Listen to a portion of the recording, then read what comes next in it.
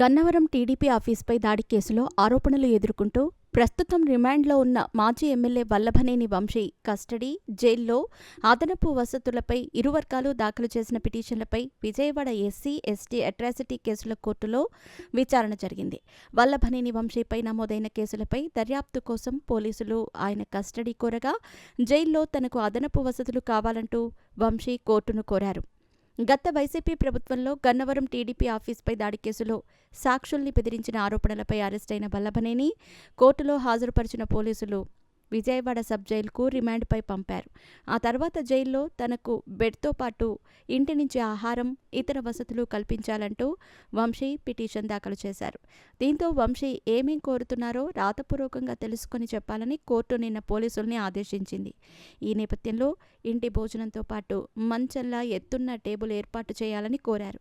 అయితే వంశీ ఆరోగ్యంపై రిపోర్ట్ ఇమ్మని కోర్టు ఆదేశించింది. మరోవైపు ఈ కేసులో అదనపు వివరాలు రాబట్టేందుకు వంశీని కస్టడీకి ఇవ్వాలంటూ పోలీసులు దాఖలు చేసిన పిటిషన్పై ప్రాసిక్యూషన్ లాయర్లు వాదనలు వినిపించారు. వంశీకి ఈ కేసుకు ఎలాంటి సంబంధం లేదని అతని లాయర్లు కోర్టుకు తెలిపారు.